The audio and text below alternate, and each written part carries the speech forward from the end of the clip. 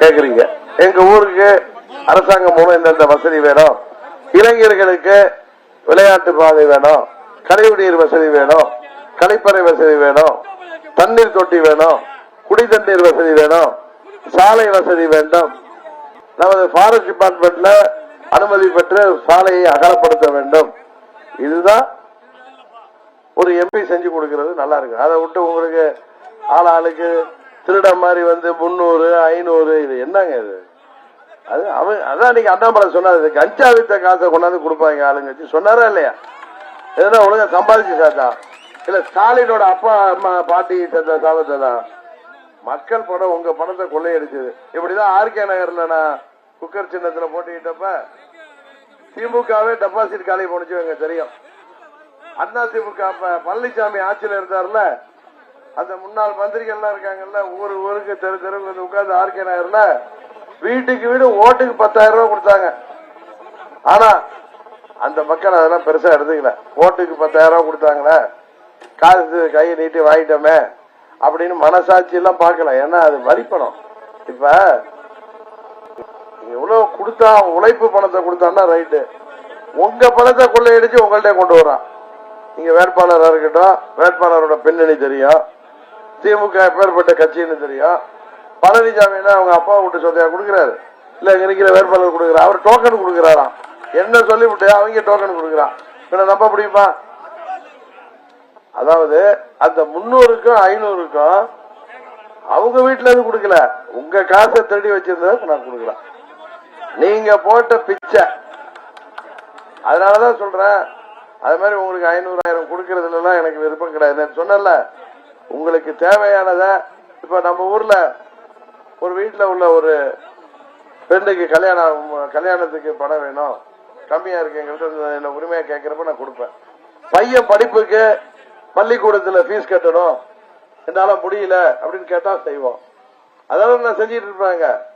நேற்று கூட பூதிபுரம் வழியா போறப்ப 2 பெண்கள் வந்து 2 பொண்ணுங்க காலேஜ்ல எனக்கு அட்மிஷன் கிடைச்சிருக்கு, எங்க அப்பா அம்மாவால கட்ட முடியல, என்ன படிக்க வேணாங்கிறாங்க, நீங்க கட்டி கொடுங்கன்னு கேட்டாங்க. அது எனக்கு பிடிச்சிருக்கு. இப்ப கோயிலுக்கு ஆர்ச்சி வேண்டும் நீங்க கேக்குறீங்க, அது மாதிரி வாழையாத்துப்பட்டியில கோயிலுக்கு ஆர்ச்சி வேண்டும், எங்க கோயிலுக்கு கட்டி கொடுக்கறதுக்கு பணம் கலெக்ஷன் பண்றோம், நீங்களும் கொடுங்க.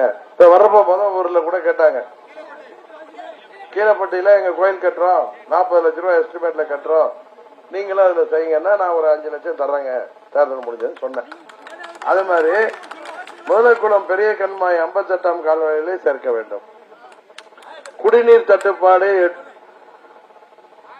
எட்டூடர் முதலைக்குளம் ஊராட்சி முழுவதும். என்ன எட்டூடர் முதலைக்குளமா? எட்டூர் முதலைக்குளம். ஒருத்தர் இடையில ஒரு டாஸ் எடுத்தார், அதை உடனே உதவி செய்யவும். முதலைக்குளம் உட்கடை கிராமம், நடு முதலைக்குளம், கீழப்பட்டி, குளத்துப்பட்டி, ஒத்தவீட்டுப்பட்டி, கொசவப்பட்டி, இடுவம்பட்டி, பூசாரிப்பட்டி, அம்மன் கோயில்பட்டி, மலையூர் ஊர்களுக்கு என்ன சவுண்ட் இதை வாங்கிக்கப்பா, ஆகிய ஊர்களுக்கு விளையாட்டு உள்ளரங்கம் அமைக்க வேண்டும்.